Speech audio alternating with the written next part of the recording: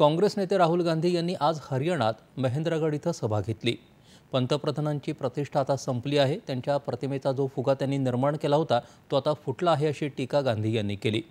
गेल्या 10 वर्षात पंतप्रधानांनी कधीही अदानी अंबानी यांचं नाव घेतलं नव्हतं, मात्र आता आम्हाला त्यांच्याकडून टेम्पोमधून पैसे येत आहेत असा आरोप ते करतात।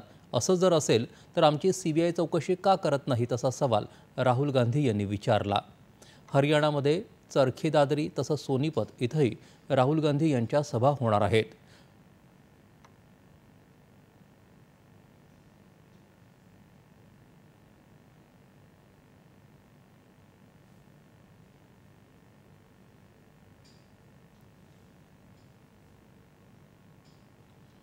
हरियाणातल्या पंचकुला इथं झालेल्या संविधान सन्मान संमेलनातही ते सहभागी झाले।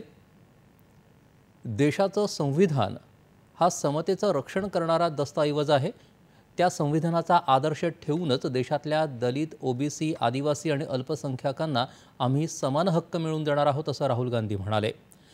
काँग्रेस सरचिटणीस प्रियंका गांधी यांनी झारखंडच्या गोड्डा इथं प्रचार सभा घेतली। मोदी सरकारला आदिवासींच्या समस्यांची काही जाण नाही आणि त्यांच्यासाठी सरकारनं कधी धोरणं बनवली नाहीत अशी टीका त्यांनी केली। झारखंडच्या मुख्यमंत्र्यांना तुरुंगात टाकून आपण निवडणुका जिंकू असं त्यांना वाटलं, मात्र झारखंडची जनताच मुख्यमंत्र्यांच्या वतीनं लढा देत आहे असं त्या म्हणाल्या। भाजपा की वो ठीक तरह से ना आपको पहचानती है और ना आपके लिए ठीक नीतियां बनाती है। वो शायद ठीक से आपके समाज को समझ नहीं पाए।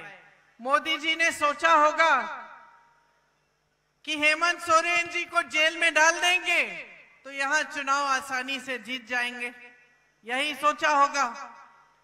लेकिन आपका समाज, आदिवासी शक्ति इतनी मजबूत है, आप में इतना गर्व है, आप में इतनी शक्ति है कि आज देखिए कल्पना जी हेमंत जी की लड़ाई लड़ रही हैं।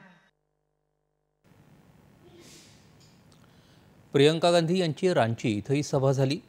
IIM, IIT, इस्रो, एम्स यासारख्या संस्था काँग्रेसनं देशाला दिलेलं मोठं योगदान आहे असं त्या म्हणाल्या। संविधानाच्या संरक्षणासाठी आम्ही लढा देत आहोत असंही त्यांनी सांगितलं।